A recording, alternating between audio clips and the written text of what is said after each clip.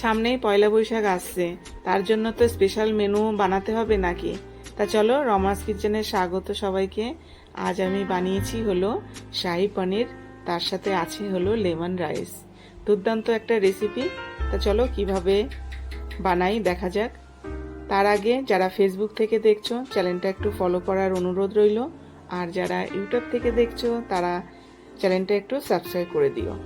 আর পাশে থাকা bell icon দাবিয়ে দিও, যাতে সবার আগে নোটিফিকেশন পৌঁছে যায়। তা চলো দেরি না করে শুরু করা যাক কিভাবে রেসিপিটা বানাই। তা দেখো কেমন রেসিপিটা হয়েছে, তোমাদের আগে একটু দেখি শেয়ার করলাম তোমাদের সঙ্গে।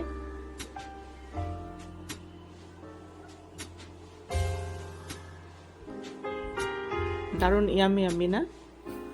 তা চলো কিভাবে শুরু করি। এখানে নিয়েছি হলো, এখানে 500 গ্রাম পনির নিয়েছি। প্যানে গ্যাসে কড়াই বসিয়ে দিয়েছি 500 গ্রাম পনিরের জন্য। এখানে আমি 7 পিস টমেটো লাগবে। আর এটা আমি বানাচ্ছি হলো পুরো নিরামিষভাবে, কেননা আজকে আমি খাবো না পেঁয়াজ রসুন দিয়ে। তা এখানে চাইলে তোমরা রসুন দিতে পারো। এখানে দেখো টমেটো কেটে দিয়ে দিলাম। আর এখানে বেশি এটা ঝাল একদমই ভালো লাগবে না, তার জন্য যে কাঁচা লঙ্কা পেকে গেছে সেটাই 5 পিস দিয়েছি। আর দেখো বেশ খানিকটা কাজু বাদাম, আদাও দিয়েছি বেশ খানিকটা, যেহেতু গ্রেভি এতেই হবে। আর পেঁয়াজ রসুনটা দিলে গ্রেভিটা আরেকটু বেশি হয়, তা সেটা তো আমি দিচ্ছি না। তা এখানে তোমরা একটা পেঁয়াজ লাগবে আর ককোয়া রসুন এখানে তোমরা দিয়ে দেবে, যদি তোমরা পেঁয়াজ রসুন দিয়ে করতে চাও। তারপরে দেখো তেজপাতাও দিয়ে দিলাম, আর 2 চামচ জিরে দিয়ে দিয়েছি।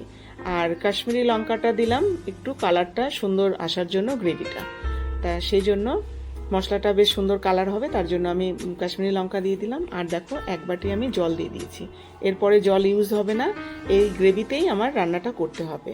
আর 1 চামচ মতো আমি লবণ দিয়ে দিলাম, একটু টমেটোটা তাড়াতাড়ি নরম হওয়ার জন্য। তা দেখো এটা আমি কমসে কম 10 মিনিট এটা কুক করে নেব। এবার এদিকে দেখো পনিরটা 500 গ্রাম পনির, প্যাকেটের পনির বাজারেরই। তারপর পানিটা ভালো করে আমি ধুয়ে বেশ সাদা একটা কাপড়ের সাহায্যে বেশ ভালো করে শুকিয়ে নিলাম, মুছে নিলাম। এবার দেখো কিউব করে কেটে নিয়েছি পনিরটা। দেখো ঢাকনা তুলে এদিকে দেখো টমেটো সব কিছুই আমার বেশ নরম হয়ে এসছে, সেদ্ধ হয়ে গেছে ভালো মতো। আর সরি, এখানে একটু গরম মশলা দিয়েছিলাম, বড় এলাচ, ছোট এলাচ, দারচিনি, লং এটা দিয়েছিলাম, সেটা বলতে ভুলে গেছি। তা সেগুলো দিয়ে দেখো একটু মোটামুটি ঠান্ডা করে তারপরে মিক্সচার গ্রাইন্ডে এটাকে আমি স্মুথ একটা পেস্ট বানিয়ে নেব।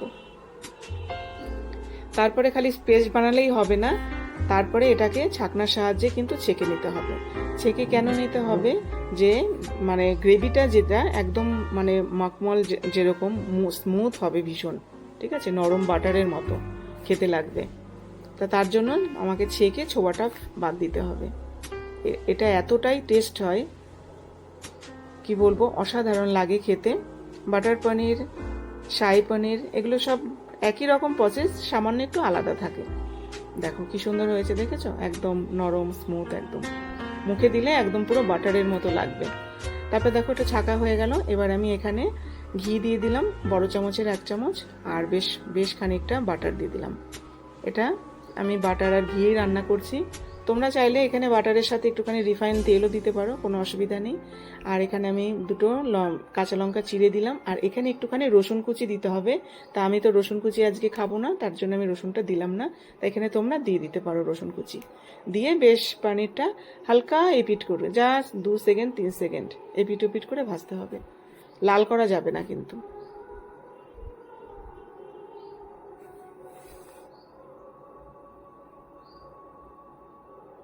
আর এদিকে দেখো আমি বসিয়েও দিয়েছি, লেমন রাইস করবো এর সাথে।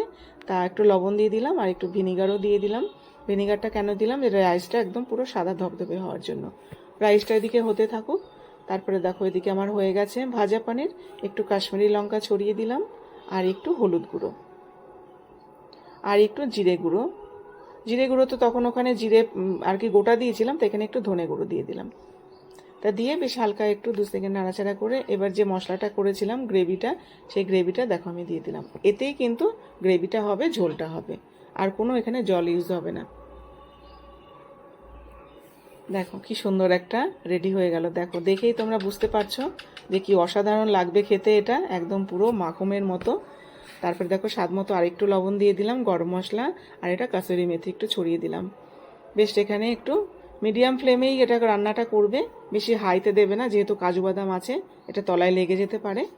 তারপরে দেখো এটা 5 মিনিট মতো আমি একটু রান্না করে নিলাম, রেডি হয়ে গেছে আমার। তারপরে ফ্রেশ ক্রিম দিয়ে দিলাম। ফ্রেশ ক্রিম দেওয়ার সময় কিন্তু গ্যাসের ওভেনটা একদম লোতে করে দেবে। দেখো তোমরা দেখেই বুঝতে পারছো কেমন হয়েছে গ্রেভিটা, দারুণ হয়েছে টেক্সচারটা। এবার দেখো ধনেপাতা ছড়িয়ে দিলাম গার্নিশের জন্য। এবার আমার রেডি হয়ে গেছে শাহী পনির। এবার প্লেটিং করছি, দেখো কি অসাধারণ অসাধারণ হয়েছে। এটা দুপুরে আমরা খেলাম, একদম পয়লা বৈশাখে জমে যাবে। তোমরা পয়লা বৈশাখের দিন দুপুরে এটা এইভাবে পরিবেশন করো। তারপরে দেখো ফ্রেশ ক্রিম ছড়িয়ে সার্ভ করছি, একটু গার্নিশ করে দিলাম। অসাধারণ হয়েছে অসাধারণ হয়েছে, সাথে একটু ধনেপাতাও দিয়ে দিলাম। এবার আমার শাহী পনির রেডি। এবার চলো লেমন রাইস কিভাবে করি সেটা দেখাই তোমাদেরকে।